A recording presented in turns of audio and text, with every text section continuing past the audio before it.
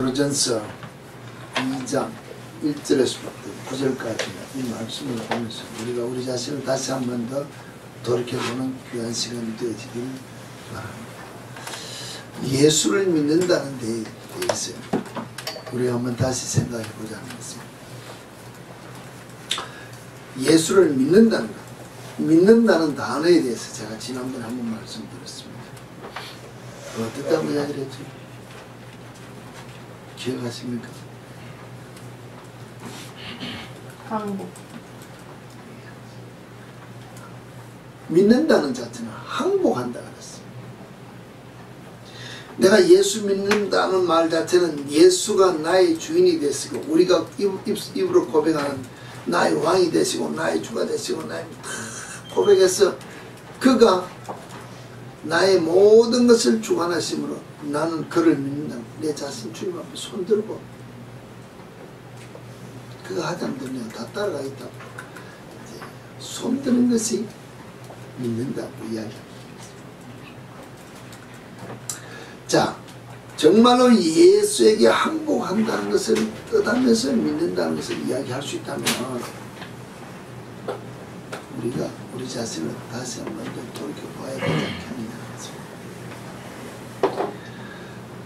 성경에도 보면 하나님의 뜻이 여러 가지로 있습니다.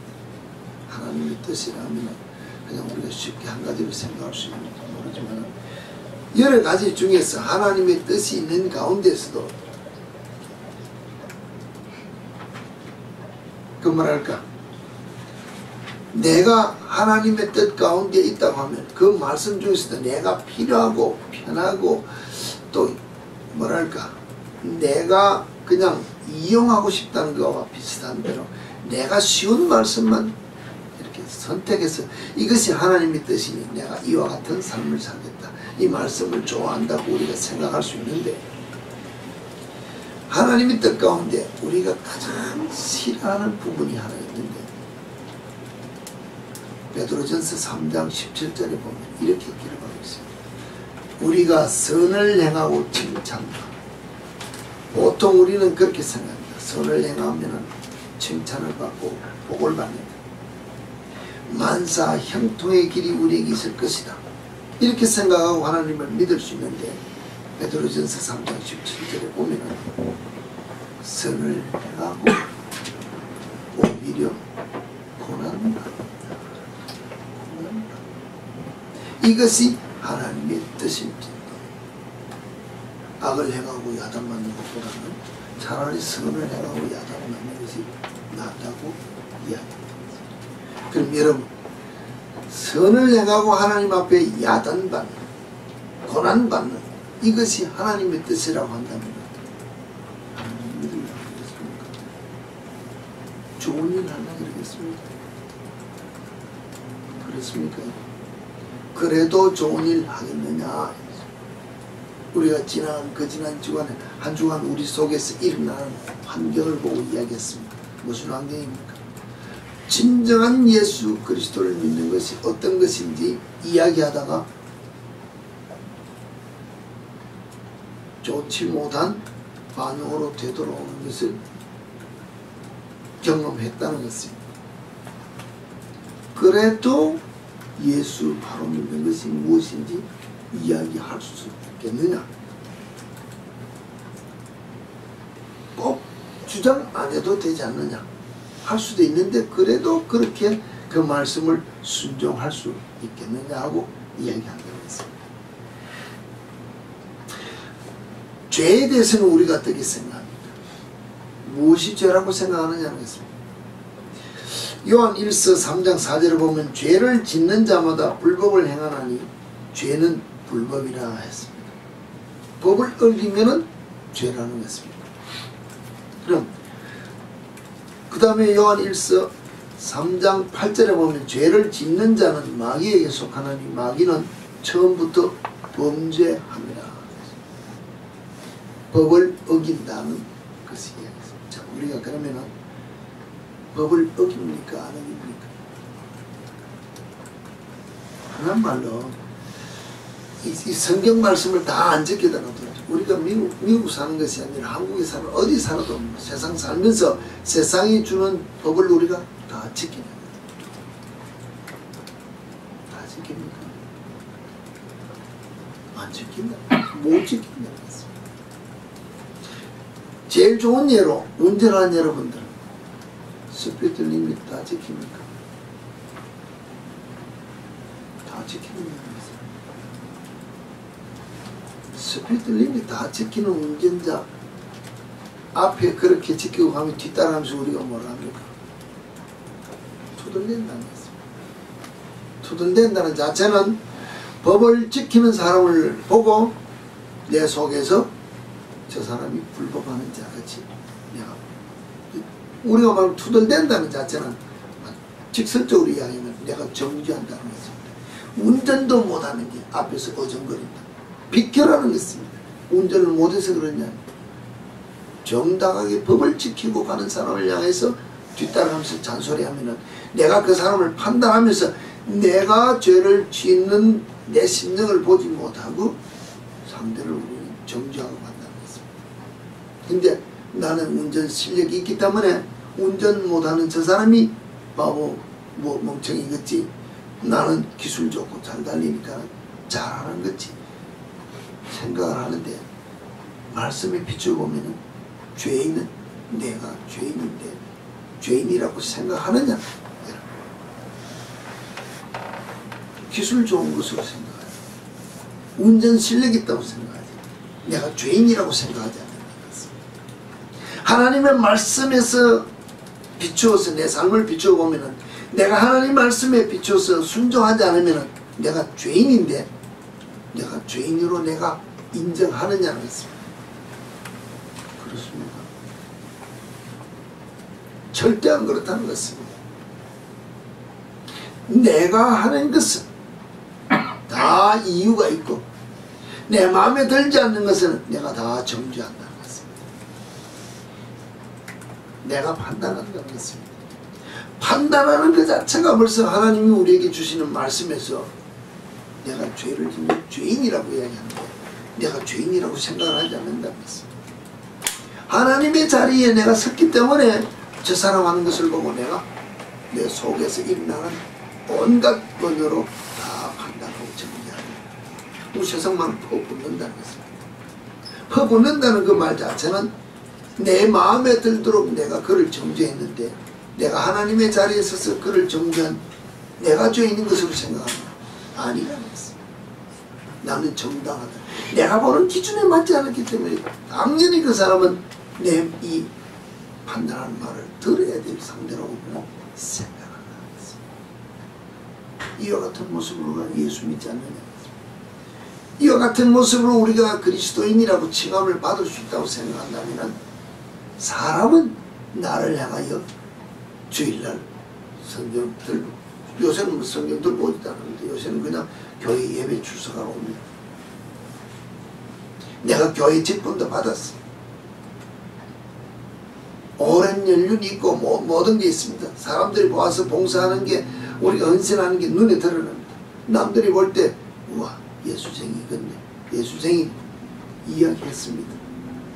그런데 막상 내가 남을 판단하고 심판했던 그 자리를 떠나서 내가 주님 앞에 심판받을 자로 서 있을 때 주님이 나를 향하여 우와 내가 인정해 줄 만한 나를 믿은 자다고 인정해 주시는 이게 중요한데 우리는 여기서 떠나서 예수 믿는다고 하면 우리 자신을 돌이켜봐야 되지 않느냐. 어떻습니까? 내가 볼 때는 분명히 목사도 그렇고 장로도 그렇고 집사도 그렇고 검사도 그렇고 평신도도 그렇고 아니 누가 볼 때 도덕 군자라고 성인이라고 인정해 줄 것 같은데 그들의 삶 속에서도 허물이 있다. 아무리 높은 지휘자라고 세워놔도 그 허물 하나를 보고 우리는 뭐합니까? 그 사람 인생 전체를 내가 다 논한다는 것입니다. 그 사람 인격 전체를 다 논한다는 것입니다. 그러면서 내 하나 한 번 실수하는 것은 있을 수 있는 것 같이 나는 나를 뭐랄까 변명하면서 넘어가지 않느냐는 것입니다. 안 그렇습니까? 일반적으로 다 여기에 포함된다는 것입니다. 내가 하는 것은 우리가 말하면 세상적인 표현으로 보면 내가 막 연애를 할 때 내가 하면 로맨스고 남이 하면 굴림이고 그렇지 않습니까? 그와 같은 모습으로 우리는 신앙생활을 한다는 것입니다. 내가 내 가정은 잘못 다스리는 것도 괜찮아 넘어갑니다. 근데 남의 가정을 잘못 다스리면 우리 옆에서 정죄하고 판단하고 잘못됐다. 내가 내 삶 속에서 허물되는 것을 놓고 이야기할 때는 나는 이유가 있어 그렇다고 하고 다른 사람이 그러면 내가 조언해 준다 그러고 내 실수를 가지고 조언해 주면 그게 바른 조언이 될 수 있겠느냐는 것입니다.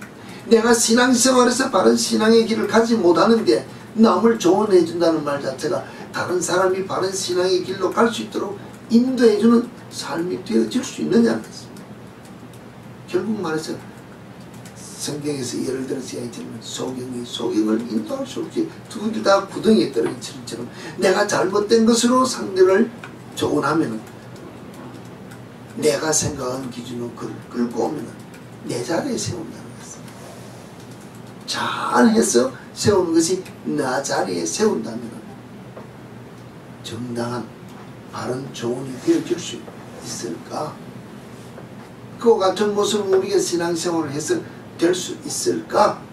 한번 의문을 가지고 우리가 우리 자신을 돌아봐야 되지 않겠냐는 것입니다. 제가 여기서 잠시 생각했습니다. 성경에 많은 성경의 기록자들이 있는 것. 우리가 요한 1서, 2서, 3서, 요한계시록, 요한복음을 보면 다른 성경하고 많이 다른 내용들이 있습니다. 근데 제가 한번 어떤 이야기를 하다가 저도 듣고 배우는 과정에서 이야기를 합니다만 요한이 밤모섬에서 계시를 받았습니다. 계시를 받고 그 모든 것을 보고 기도할 때 이전에 알았던 예수와 계시를 보여주시는 예수와는 다른 차원인 것을 알았습니다. 그렇기 때문에 다른 제자들이 예수에 대해서 증거할 때 하나님의 아들로서 어떤 모든 모습을 증거했다. 오늘 이 자리 요한이 요한복음을 기록할 때 첫째는 태초에 말씀이 계신 사람이 예수 그리스도를 증거합니다. 그때 그 모습을 보면 예수는 곧 태초부터 계셨던 하나님과 동등합니다. 보는 눈이 달라졌다는 것입니다. 그가 우리를 위하여 이 땅에 오셨던 그 모든 삶의 목적, 정말로 우리를 구속하시기 오셨던 그 목적이 다르기 때문에 요한 1서 전체를 보세요. 정말로 하나님의 말씀대로 사랑하지 않는 자, 직설적으로 생각하면 하나님과 연관 없는 자라는 것입니다. 하나님과 연관 없는 자는 제가 여러분들에게 이야기합니다. 천국에 갈 수 있을까요? 천국에 갈 수 있을까요? 대답은 여러분이 어떻습니까? 하나님과 연관 없는 신앙생활을 내가 지금 열심히 하고 있습니다. 천국에 갈 수 있을까요?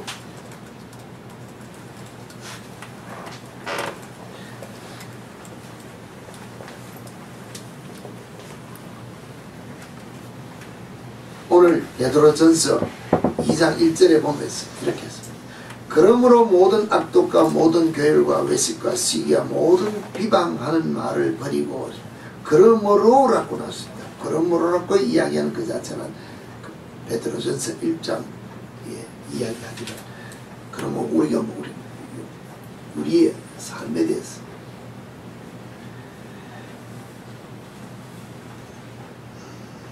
뭡니까? 성경에 보면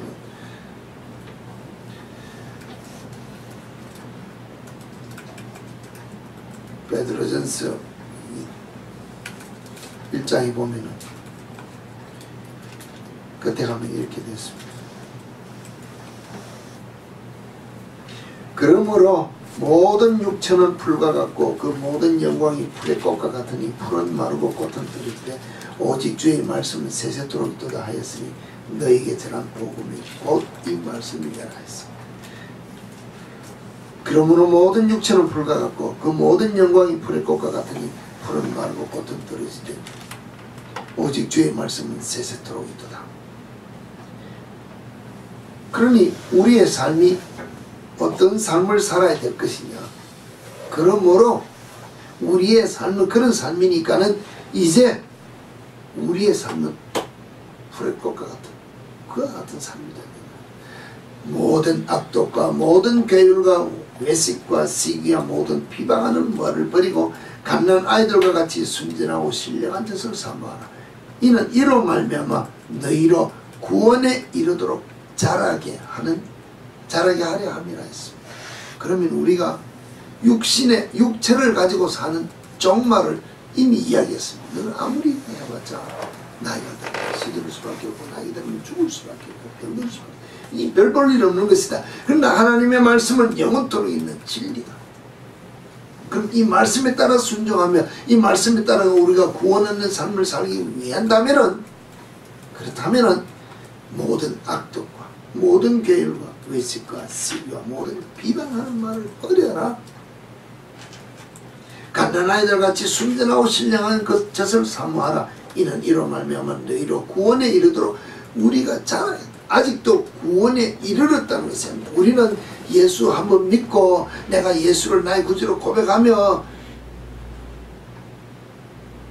받아들였다면 구원되었다고 이야기해요. 그런데 성경은 여기도 보면 구원에 이르도록 우리가 자라나야 된다고 했습니다. 바울도 그랬습니다.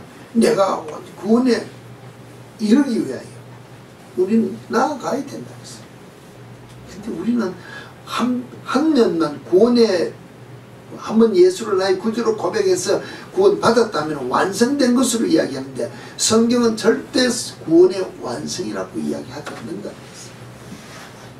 그러면 우리가 갓난 어린아이처럼 정말로 젖을 사모하는 것처럼 이와 같은 것으로 우리가 늘 신령한 것을 사모하는 마음으로 버려야 될 것을 버리고 끊어야 될 것을 끊고 신앙생활을 하느냐. 하지 않는다면은 어떻게 될까? 우리가 우리를 돌이켜보자는 것입니다.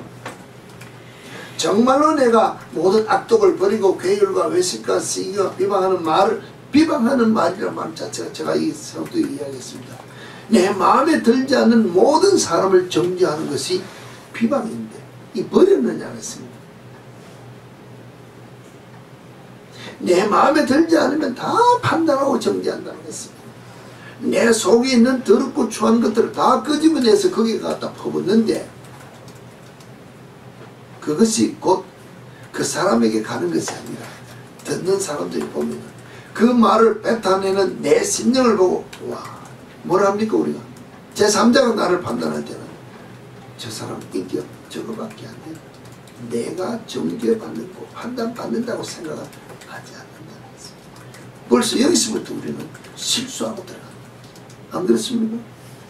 지나가는 사람들이 뭘 하는데 막 우리가 말하면은 저질적인 말로 이야기한다 합시다. 그럼 우리가 뭐라 그럽니까? 겉으로 볼 때는 양복 입고 넥타이 메고 가장 멋있게 폼을 냈는데 하는 말을 보니까 여자들 아주 멋있게 뭐 화장도 하고 모양을 냈는데 입에서 나오는 말을 보니 세상 쌍욕은 다 나와. 그럼 우리가 하는 말이 그 사람 인격을 명합니까? 외형을 뭘 보고 명합니까? 근데 우리는 내가 지금 저 사람을 놓고 가장 내가 고상하지 못한 말로 막 정죄를 하고 판단하고 퍼본 그것으로 내가 기분 좋으니까 다 만족하고 그 말이 그 사람 인격에 붙은 것으로 생각하는데 사실은 내 속에서 나온 이것으로 말미암아 내가 지금 더럽고 추한 것을 드러낸다고 생각하지 않는다는 것입니다. 이런 신앙의 모습이라면 이게 신앙하고 관계가 있느냐는 것입니다. 전혀 관계없는 삶을 우리가 살지 않느냐는 것입니다. 만약에 우리가 3절에 보면 너희가 주의 인자하심을 맛보았으면 정말로 우리가 오늘까지 모태신앙에서부터 아니면 지금 중간에서 예수 믿었다는 우리 삶 속에서 정말로 우리가 예수 믿었다는 것으로 통하여 인자하심을 맛보았으면 기도했을 때 응답받아보고 기도했을 때 주님의 살아계심을 우리가 무엇인가 체험해보고 내 인생 삶 속에서 주 예수 그리스도가 어떻다는 것을 우리가 조금이라도 맛을 봤으면 우리가 구원에 이르도록 자라나게 하고자 하는 이 삶을 살기 위하여 버릴 것 버리고 끊을 것 끊고 정결하기 위한 우리 삶 속에서 일어나는 삶이 있어야 된다고 성경은 이야기한다는 것입니다. 정말로 예수 믿는 것이 무엇인지 조금 알았느냐? 예수쟁이로서 삶이 어떤 것인지 알았느냐? 그렇다면은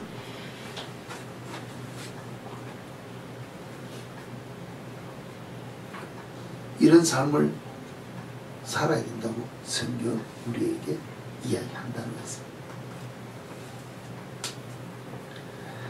자, 예수 그리스도가 어떤 분입니까? 사람에게는 버림바가 되었으나 하나님께서는 택하심을 면 보배로운 산돌이신 예수에게 나오라.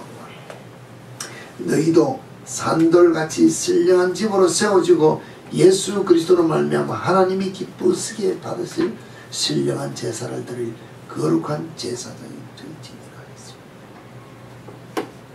그럼 예수 그리스도가 우리를 위하여 신령한 대제사장으로 하나님 앞에 떨어진 삶을 살은 것처럼 우리도 그와 같이 하나님이 기쁘시게 받을 만한 신령한 제사를 드릴 제사장이 될 삶을 살아가는 것입니다. 제사장이 될 예수와 동등한 제사를 드릴 만한 삶을 살아갔고 우리를 위하여 예수 그리스도가 본을 보여줬다는데 우리는 이와 같은 삶을 살겠다고 예수를 본받느냐는 것입니다. 예수가 날 위하여 죽었기 때문에 그것만 믿으면 된다고 생각합니다. 그가 내 죄를 씻어줬기 때문에 다 씻어주는 것으로 생각하는데 아니라는 것입니다. 성경이 우리에게 이야기하는 것은 분명히 믿는 자는 예수 그리스도가 어떤 것을 인자함을 맛을 보았다면은 이 삶을 살아라. 이 삶을 살아라. 이 삶을. 정말로 믿는 자가 되어야 할 마땅한 직분이 뭡니까? 하나님이 기쁘시게 받을 만한 제사를 드릴 거룩한 제사장이 되라. 내가 그냥 폼나는 제사를 드리는 것이 아니라 우리가 오늘 말하면 막 내가 기뻐서 즐거워서 막 뛰며 춤을 추며 내가 울면서 내가 내 기분에 내 감정에 의해서 주님 앞에 기분 좋게 예배 드린다고 하는 예배가 아니라 내 심령을 찌르면서 주님이 기쁘시게 받으실 제사를 드리는 제사장이 되는 것입니다. 이와 같은 삶을 우리가 사느냐는 것입니다. 거룩한 제사를 드리는 모습이라는 것은 사실 우리의 외적 삶으로 드러나는 것을 이야기합니다. 하나님이 기쁘시게 받으시는 모습은 속심령이라는 것입니다. 그럼 우리가 뭐냐? 하나님이 기쁘시게 받으실 속심령과 제사의 거룩한 모습이 나타나는 외적, 내적 병행하는 삶이 있어야 된다는 것입니다. 우리는 어느 한 군데만 치자. 그냥 내가 내 속으로만 그냥 뭐 주님 다 아시니까 내 환경에 적응해서 주님 앞에 나올 때만 세상적으로 나올 때는 주님 아시지 않습니까? 이 형편에서 내가 이렇게 하면 손해가 나니까 그냥 세상과 타협해 살게 나는 그래도 그리스도를 믿는 자 주님의 자녀니까 하나님의 자녀니까는 나를 좀 보호해 주세요 하고 내가 세상 사람과 더불어 짝하면서 앉아서 그들과 더불어 희희낙낙거리면서 살면서 주님 앞에 나와서 내 모습 아시지 않습니까? 이러면 그 모습을 통하여 주님이 기쁘시게 받으는 제사가 되느냐는 것입니다. 사람들도 인정해 줄 수 있는 구별된 삶이 내 속에서 나타나야 되고 내 온 속심령을 주관하시는 주님이 보시기에 합당한 모습으로 드리는 삶이 있어야 거룩한 제사장으로 거룩한 제사를 드리는 제사장의 삶이 우리 속에 있을 수 있다는 것입니다. 예수 그리스도가 만약에 속심령으로 하나님 앞에 기쁘시게 받을 삶만 들을 수 있었다면 꼭 십자가에 돌아가셨어야 될 이유가 뭡니까? 하나님의 뜻에 순종하시는 삶을 살기 때문에 온전한 삶을 다 드리는 모습으로 우리에게 오늘 보여준다. 외적 내적이 동일하게 같이 움직이지 않으면 주님이 기쁘시게 받으시기에 부족하다는 것입니다. 6절에 보면 경에 기록하야 됩니다. 성경에 기록하시니 보라 내가 택한 뽑아냈고 여기는 모퉁이 돌을 시온에 두노니 저를 믿는 자는 부끄러움을 당치 아니하리라 하였으니 성경이 우리에게 주는 분명한 약속, 예수를 믿는 자는 부끄러움을 당치 아니하리라고 했는데 우리는 그 말씀을 믿고 담대하게 나아갈 수 있느냐. 내가 판단한다는 것입니다. 여기서는 조금 내가 손해보더라도 내가 어떻게 내가 내 분위기를 맡고 내가 그냥 결정해서 넘어가기 때문에 성경의 말씀을 의지해서 결단하지 못할 때가 있다는 것입니다. 어느 자그마한 간증을 제가 한번 읽었습니다.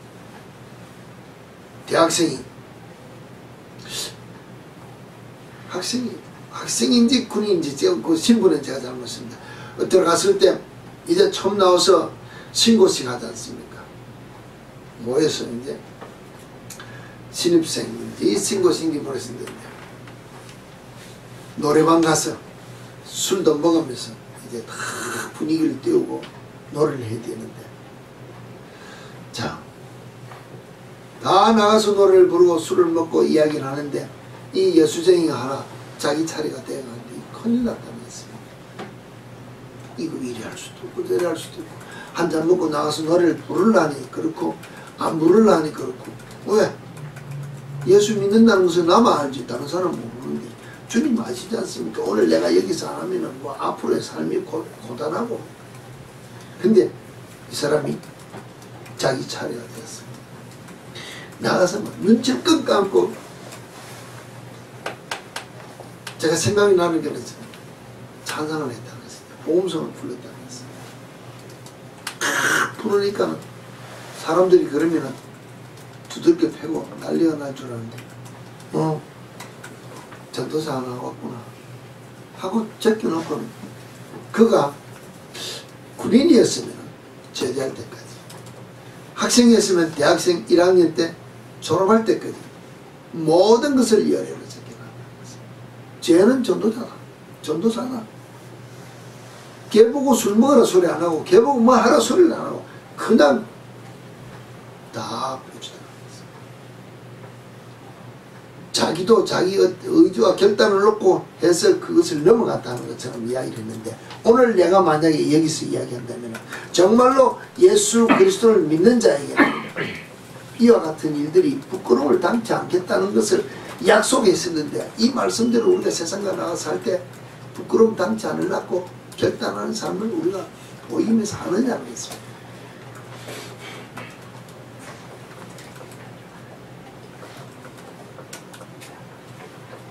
그러므로 믿는 너에게는 보배이나 믿지 않는 자에게는 건축자들이 버린 그 돌이 모퉁이의 머릿돌이 되고 우리는 뭐 성경상에서 나오는 것을 그냥 풀이에 나올 수 있습니다.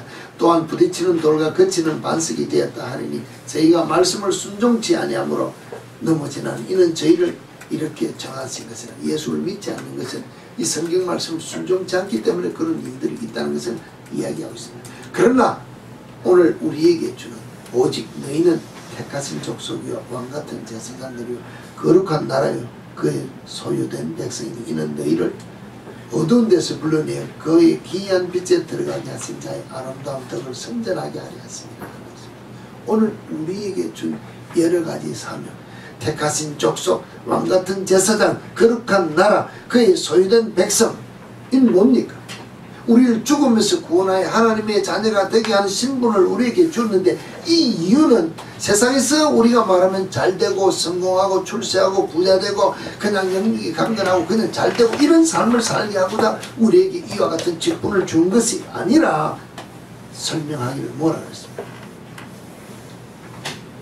그의 기이한 빛에 들어가게 하신 자의 아름다운 덕을 선전하게 하리. 우리가 만약에 그의 기이한 빛에 들어간다. 예수 그리스도의 빛에 우리가 들어갈 수 있는 그 삶을 아름다운 덕을 선전하기 예수 그리스도를 증거하기 위하여 하나님께 영광을 돌리기 위하여 우리에게 이와 같은 직분을 영광을 주었다는 것입니다.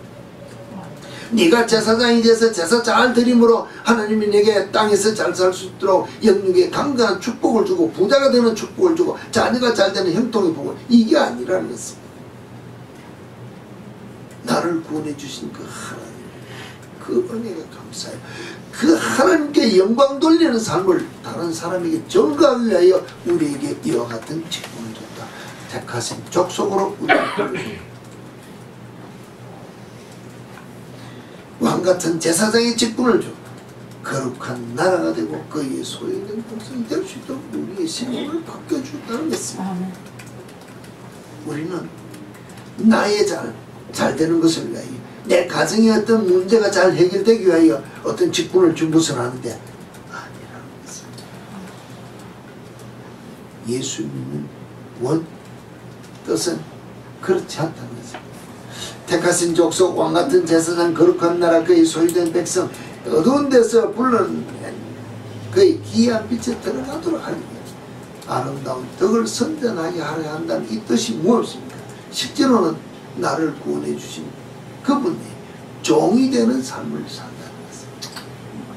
내가 이제 왕같은 제사장이 되었으니까, 택하신 백성이 그의 소유됐으니까 이제 그냥 나가서 막 그냥 내 마음대로 막 어깨 힘주고 하는 게 아니라, 내가 예수 그리스도의 피로 말미암아 우리를 그에게 팔린 구속까지 샀다는 것입니다. 우리 팔렸다는 것입니다. 그러니까 사신 바 하나님께, 우리가 말하면 나를 사신 예수 그리스도의 피에 내 신분이 바뀌었는데, 어떤 신분으로? 아름다운 덕을 선전하게 하고자 하는 종의 신분으로 내가 바뀌었다는 것입니다. 이 신분을 우리가 잊어버리니까 우리는 예수를 이용만 하려고 그러고, 예수를 불러서 나의 문제 해결자로만 우리가 생각할 때가 있지 않는 것입니다. 우리가 그의 소유된 백성이라 했습니다. 소유된 백성이라는 것은 사실은 내 것이 있고, 소유와 소속은 전면이 별개입니다. 내가 예수 그리스도께 소속이 되었을 때는, 내가 예수 그리스도를 믿는다고 그리스도인으로서 소속이 되어 있다면 내 것이 있다는 것입니다. 내 것이라고 주장하는, 내가 버리지 못하는, 아직도 내 자아와 보니까 우리가 말하면 세상 것들이 있는데, 내가 소유된 하나님의 백성으로 되어 있다면 주인이 다 가져간다는 것입니다. 그렇지 않습니까? 늘 이야기하듯이 한 번씩 우리가 탈무드에 이야기를 하지 않습니까? 부자가 죽으면서 멀리가 있는 아들에게 유언장을 남겼습니다. 어떤 유언장을 남겼나 하면, 모든 재산을, 우리가 말하면 노예 집사라 그럽니까? 그에게 다 준다. 그러나 내 아들에게는 하나만 준다는 것입니다. 내가 가지고 있는 것 중에 딱 하나만 주니까는 그것을 택하는 것입니다. 그러니까 자기 집의 집주인, 지배인이랄까, 오늘 우리가 말하는 지배인이 보니까는 이거 뭐 크게 부자가 됐다고 해. 집 전체가 자기에게 다 왔으니까 이 유언장을 들고 아들에게 찾아갔습니다. 뭐했습니까? 아들이 보니까 모든 소유를 지배인에게 다 준다 그랬는데 그 중에서 하나만 골라가자고. 뭘 골라가집니까? 돈을 가져갑니까? 밭을 가져갑니까? 금덩을 가져갑니까? 아무것도 가질 것도 없고. 그래서 이 유언장을 들고 우리가 말하는 랍비에게 갔습니다. 내 아버지가 내게 이럴 수가 있느냐? 다 종에게 주고 내게는 그 중에 하나만 골라라 그래. 랍비가 하는 말이, 너희 아버지야말로 가장 똑똑한 자다. 왜? 만약에 네가 여기에 있고 아버지가 저기서 멀리서 죽었으니까, 네가 아버지 죽었다는 소식을 듣고 갈 동안에 종이 이 재산을 어떻게 허비할지 모르는데, 자기 재산이 됐으니까 얼마나 관리를 잘하느냐는 것입니다. 자기 것이니까 신나서 왔는데 그 중에서 하나만 골라라 하면 너는 아무것도 고를 것 없고 지배인이랬던 종, 나는 너만 내 것으로 소유하겠다. 그건 뭡니까? 종이 아무리 다 가지고 있어도 그 원주인은 내가 된다는 것입니다. 그러니까 아버지가 하는 말이, 아무리 그러니까 노예가 지배인이 머리를 짜고 열심으로 밤낮 없이 그 재산을 불려놔도 자기 것인 줄 아는데 진짜 주인은 주인 아들이 다 취해간다는 거죠. 오늘 우리도 마찬가지라는 거죠. 정말로 예수 그리스도의 소유라 그러면 그의 소유된 백성으로 내가 소속이 된다. 내가 종의 직분이기 때문에 내 것이 전전이 없는 삶을 살아라고 우리를 불렀다고 하는데 우리 그런 삶을 사느냐는 거죠. 사업도 내 사업이고 뭐 제가 남자니까 아내도 내 아내고 자녀도 내 자녀고 모든 게 내 거라는 거죠. 절대 내가 놓지 못한다는 것입니다. 주님이 내 아내를 사랑하고 내 아내를 주님이 내 자녀를 양육하고 내 자녀의 앞날을 인도 이렇게 생각하느냐는 것입니다. 아니라는 것입니다. 내가 해. 내가 왜? 내 소유이기 때문에. 이런 삶을 살면서 우리가 주님 앞에 있다면은 주님이 나를 부르신 그 목적을 잊어버리고 우리가 산다면은 바른 삶이 우리 속에 일어나겠느냐는 것입니다.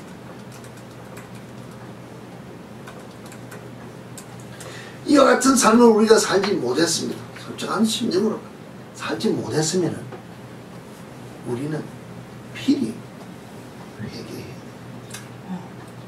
회개라는 것이 오늘이라는 날짜가 우리에게 주어졌을 때 우리는 회개하고 돌이켜야 된다. 이게 하나님이 우리에게 주신 은혜지 않습니까?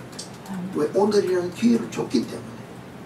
잘못했을 때 즉시 매들고 우리 생명을 취해가는 것이 아니라 오늘이라는 기회를 우리에게 주었을 때 지난 달에 흐물된 모습을 보고 회개할 수 돌이키라고 우리에게 주었다는 것입니다.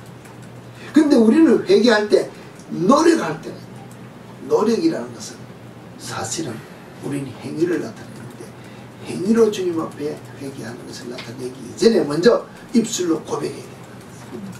주님, 내가 이와 같은 잘못을 저질렀다면 입술의 고백으로 주님 앞에 내 자신을 내어놓고 그 다음에 내가 결단하는 모습으로 내가 힘을 쓰며 노력하면서 잘못된 행위를 돌이켜야 된다는 것입니다.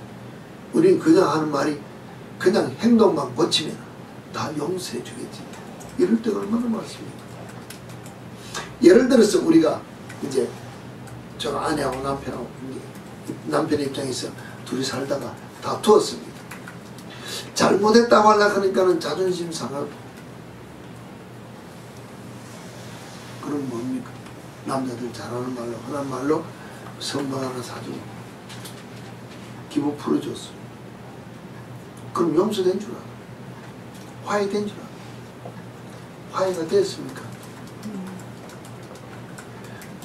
내가 그 문제로 다툰 것을 놓고 아내에게 여보 이와 같은 모습으로 내가 이렇게 됐을 때 이것을 정식으로 잘못했다고 용서를 빌어야 아내와 나 사이에 허물이 없이 화해가 되는데 우리는 그냥 말은 하지 아니하고 그냥 내가 당신 좋아하는 건 알지 않냐?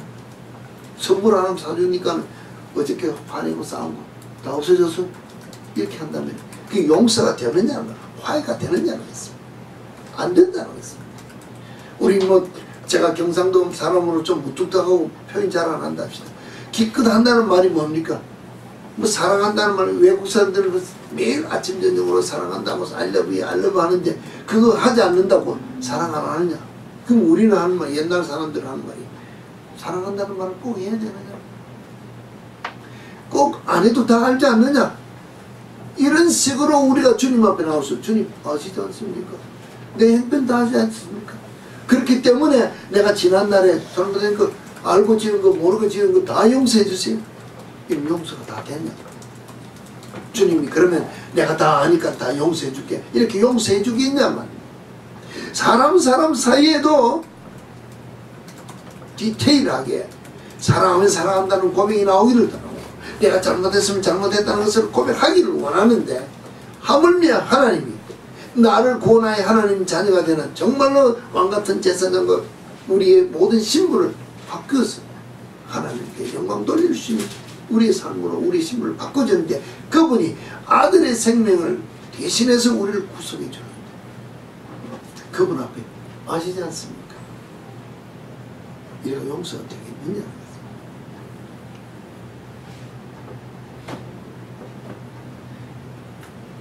회개라는 것은 분명히 내가 내 입으로 고백을 하는데, 예를 들면 그렇습니다.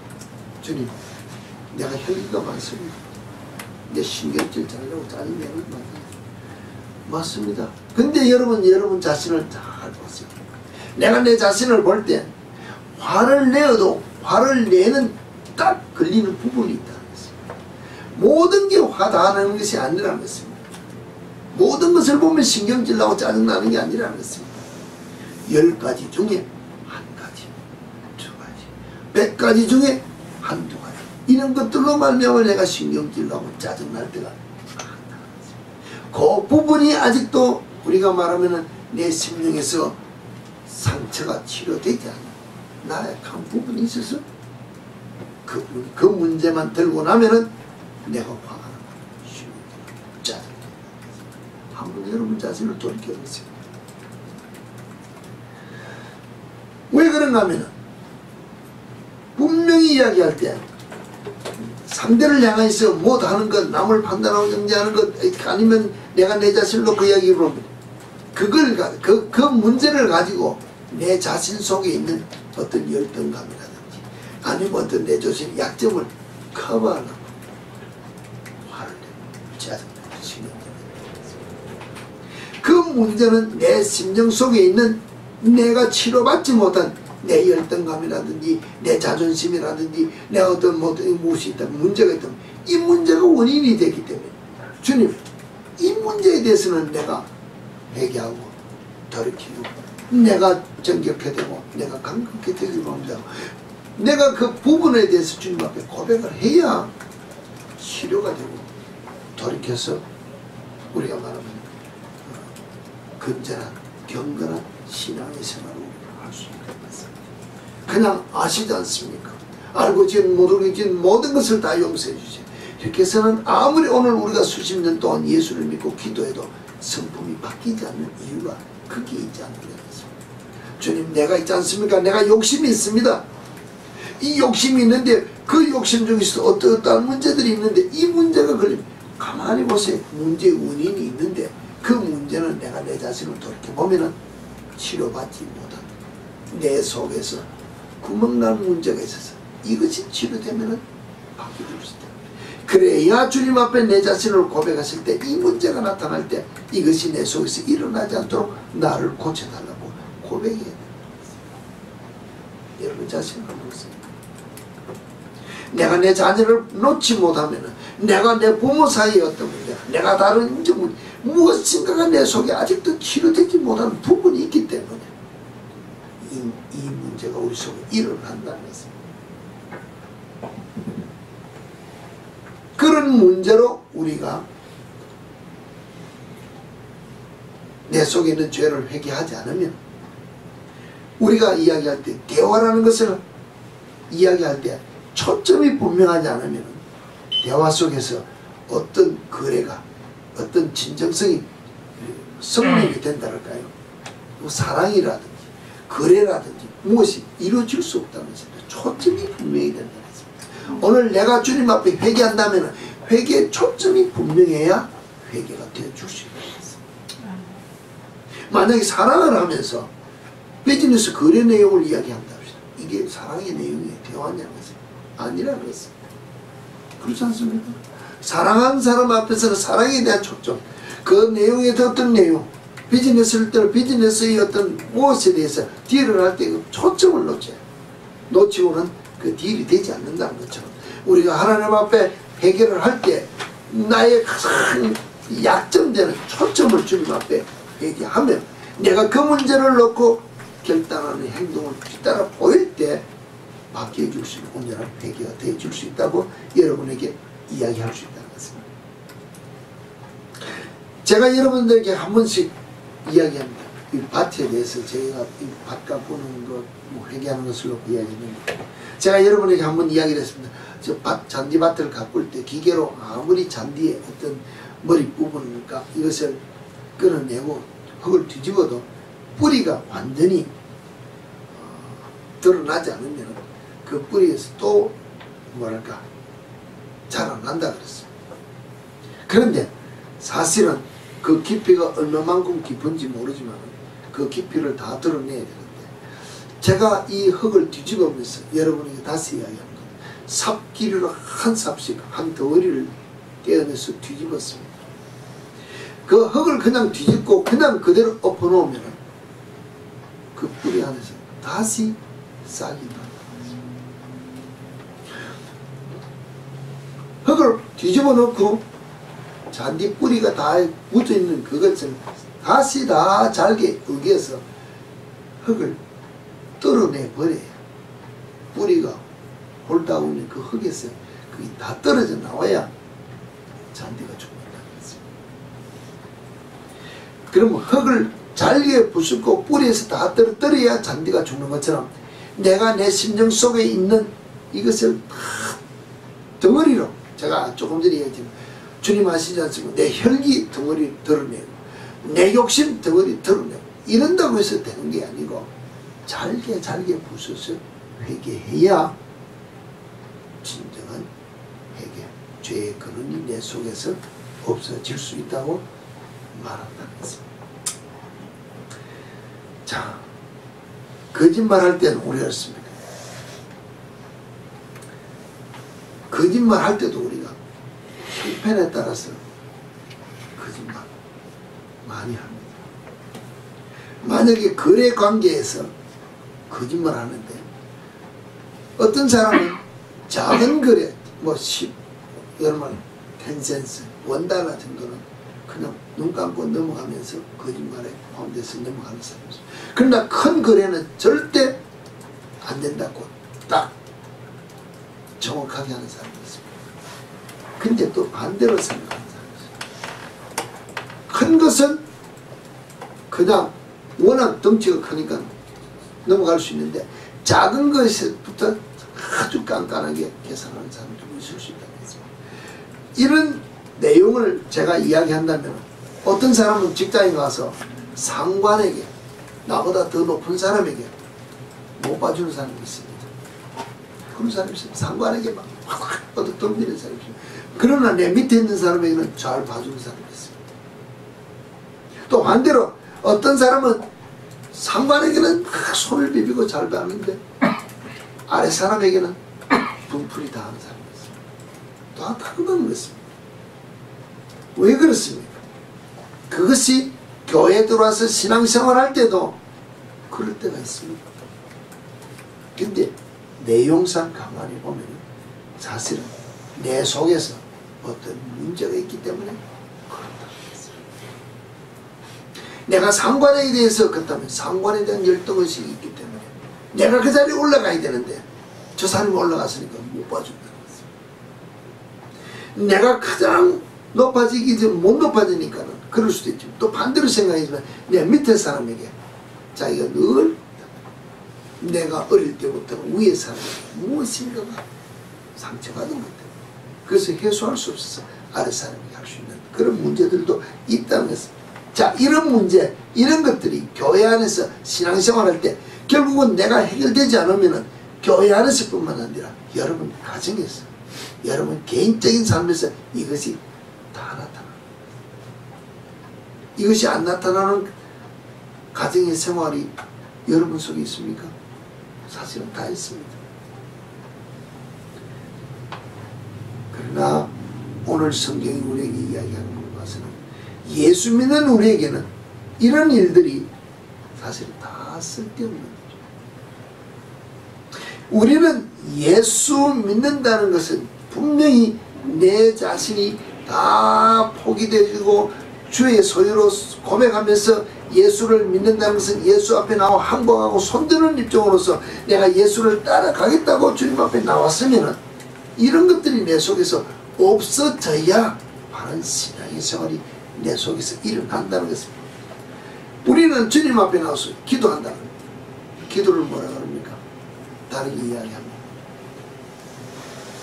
주님 앞에 나와서 다르게 이야기한다고 합니다. 주님 앞에 나와서 기도한다 보다는 우리는 어떨 때는 간구한다 그런다고 했습니다. 그렇지 않습니까? 간구한다 그럴 때 이 간구라는 뜻이 무엇이냐면, 우리는 막 소리 내어서 부르짖으면 간구라고 이야기하는데, 원래 이 히브리의 원어에서 간구라는 뜻의 내용은 정말로 평화와 항복을 바라는 자가 짠 옷감을 덮은 올리브 나무 가지를 의미한다고 했습니다. 그게 뭔가 하면 요약하면 항복하는 깃발이라는 것입니다. 그게 무슨 뜻으로 이야기하냐, 전장터에 나가서 뭐랄까 도저히 이제는 살 소망도 없고 아무것도 없어서 이제는 뭐 죽을 수밖에 없는 군인이 항복할 때 그냥 하는 거죠. 그냥 주위에 있는 가지를 하나 들고 거기다 자기 흰 옷을 찢어 들고 나무 가지를 들고는 손 들고 나가면서 부르짖을 때 뭐라 그럽니까? 무조건 항복해라. 무조건 항복하니까 살려달라고 부르짖는데 이 원뜻이 간구라는 것입니다. 그러면 우리가 하나님 앞에 나와서 부르짖을 때 주여 그냥 문제 해결하다는 것이 아니라 사실은 주님 앞에 나왔을 때 주님 내가 죽었나이다. 날 좀 살려달라. 부르짖는 게 간구라는 것입니다. 이와 같은 심령으로 주님 앞에 부르짖어야 우리의 문제가 해결되는 것입니다. 항복했습니다. 내가 주님 앞에 손들었습니다. 믿는다는 거 동일하듯이 내가 믿으니까 예수 앞에 항복하고 손들고 나왔으니까 내가 주님 앞에 나와서 부르짖고 간구하는 것이 내가 항복했지 않습니까? 항복합니다. 하고 부르짖는 기도가 있어야 우리가 구원받을 수 있다. 정말로 말씀대로 우리가 살지 못한 간구에 회개에 부르짖는 기도가 있어요. 말씀대로 살지 못한 그냥 알지 않습니까? 용서해 주세요 이런 기도가 아니라 내가 그와 같이 말씀대로 살지 못했기 때문에 주여 날 살려달라고 간구하는 회개의 기도가 있어야 된다는 것입니다. 왜냐하면 요한일서 3장 2절에서부터 보면 사랑하는 자들아 우리가 지금 하나님의 자녀라 장래에 어떻게 될 것을 아직 나타나지 아니하였으나 그가 나타냈으니 되면 우리가 그와 같은 줄을 아는 것은 그의 계신 대로 올 것을 이남이니 3장 요한일서 3장 3절에 보면 주를 향하여 이 소망을 가진 자마다 그의 깨끗하신 것 같이 자기를 깨끗하게 하는 것입니다. 정말로 예수 그리스도를 보기 위한 그 소망을 가진 예수 그리스도를 만나기 위한 소망을 가진 우리 신앙이라면 그의 깨끗하신 것 같이 자기를 깨끗하게 해야 된다고 그랬습니다. 자기를 깨끗하게 하지 못하는 삶이 우리 속에 있으면 예수 만날 수 있게 합니다. 예수 소망보다는 세상 소망이 많다는 것입니다. 베드로전서 1장 16절에 보면 기록하였으니 내가 거룩하니 너희도 거룩할지니라 했다. 성경은 우리에게 명령하고 있는 일들이 이와 같은 것이라고 했습니다. 이와 같은 것들이 조건이 갖추어지면은 우리가 어떤 삶을 살 수 있고 우리가 포도나무에 대해서 오늘 이야기했습니다. 나는 포도나무에 너희는 가지에 있으면 내가 우리는 포도나무라고 했습니다. 정말로 내가 포도나무로서 포도가 열매가 내 살 때문에 포도가 열린 마지막에 이유가 뭐라 그랬습니다. 얼마 전에 뭡니까 초봉 거기 보면 포도가 극상품 포도가 우리가 되었다면 마지막 주인이 원하는 것은 그냥 보고 놔두고 즐기는 것이 아니라 집 이겨서 포도즙을 짜는 것이라고 했습니다. 결국은 여러분이 말씀대로 순종하여 따라가는 삶을 산다면 하나님이 말씀에 따라 순종하는 삶의 풍성한 열매를 거두어서 받아가시기 위해 우리를 지디겨서 고난 가운데서 하나님이 받으시기에 합당한 포도즙을 짜는 것이 하나님의 목적입니다. 우리 이와 같은 삶을 원치 않는 것입니다. 정말로 내가 이겨서 내 모든 진액을 다 짜서 주님 앞에 드릴 수 있는 결단하는 모습으로 내 속에서 열매가 맺히기 위한 삶을 사는 것이 뭡니까? 처음에 소개한 뭡니까? 우리가 그러므로 우리가 이야기한 대로 모든 악독과 모든 괴음과 외식과 시기와 모든 비방하는 말을 버리고 갓난 아이들같이 순전한 젖을 삼고 이로 말미암아 이 구원에 이르도록 우리가 자라가는 삶이 되어줄 수 있다는 것이고 내 신분이 택하신 족속이요 왕같은 제사장들의 거룩한 나라요 그의 소유된 백성이 되는 삶을 살아갈 수 있는 삶을 통해 하나님의 덕을 우리를 구속해 주신 아름다운 덕을 선전하는 사명을 감당할 수 있는 우리 삶이 되어질 수 있고 하나님께 영광 돌릴 수 있는 우리 삶이 되어질 수 있다는 것입니다. 우리는 생각할 때 잘못하면 그냥 잘못했다 이렇게 이야기하는데 그것이 아니라는 것입니다. 나는 잘못하더라도 너는 잘하라고 이야기를 하는데 앞선 우리가 자녀들에게 옛날에 서당에서 한문을 배울 때 이러했습니다. 혀짜른 선생이 바람풍이라는 한문이 있지 않습니까? 자기는 바람이라는 말이 안 나와서 바람풍이라 했습니다. 그러나 가르칠 때는 바람풍이라고 가르쳤는데 나는 바람풍이라 해도 너희는 바람풍이라 자기 딴에는 바람풍이라고 지금 열심히 힘을 내서 이야기를 하는데 아이들 귀에는 계속해서 바람풍이라고 밖에 안 들리니 애는 계속해서 바람풍 따라했습니다. 선생이 아무리 회초리를 들고 바람풍이라고 하라고 해도 소리를 바람풍이라고 하니까 애들이 못 고친다는 거예요. 본을 보여주는 대로 따라하는 것이 자녀라는 것입니다. 이 자리에선 우선 부모된 여러분 내가 본을 보이는 삶밖에 자녀들이 살지 않는다는 것을 여러분이 아시기 바랍니다. 내가 내 속에 잘못된 나쁜 모든 습관, 행동 이런 것들이 내 아이들에게 그대로 나타나는 것을 내가 여러분들에게 이야기하지 않습니다. 좋은 것도 보고 나쁜 것도 다 배운다는 것입니다. 근데 좋은 것은 내 눈에 들어오지 않냐고 나쁜 것만 내 눈에 들어와서 내가 아이들을 야단하는데 가만히 보면 그게 어디서 배웠습니까? 내가 보고 배웠다는 것입니다. 내가 고치려고 노력하는 것을 보여줘야 아 이게 잘못됐으니까 아버지가 고치려고 하는구나. 나도 고쳐야 되지 않은 것이지. 나는 이미 다 살았으니까 이제 네가 알아서 고치라. 고치는 모습을 못 배웠는데 나쁜 것만 배웠는데 어떻게 고칠 수 있느냐는 것이에요. 신앙의 바른 삶은 내가 본을 보이지 않으면 내가 믿는 그 믿음의 그 도 이상을 자녀들이 뛰어넘기가 어렵다는 것입니다. 내가 더 죽어지는 모습을 우리가 본을 보이면서 정말로 내게 주어진 이 삶의 기초를 가지고 주를 향하여 나아가는 결단하는 삶을 본을 보일 때 내가 주님 앞에 바른 신앙인의 삶의 자리에 나가고 주님이 나를 인정해 줄 수 있는 거룩한 제사장이 되는 직분을 내가 감당할 수 있는 삶을 내가 살 수 있고 이 같은 내가 삶을 살 때 내가 잘 되는 것이 아니라 나와 내게 속한 내 가정, 내 자녀, 우리가 말하는 내 이웃, 내 주위, 내 교회 모두가 다 잘 될 수 있다는 것입니다. 이 시초가 어디 있으면 내 심령, 나에게서부터 출발한다는 것을 여러분이 아시고 여러분 자신을 다시 한 번 더 결단하여 주님 앞에 드리는 삶을 살아가시는 여러분이 되시기를 다시 한 번 더 부탁을 드립니다. 아멘.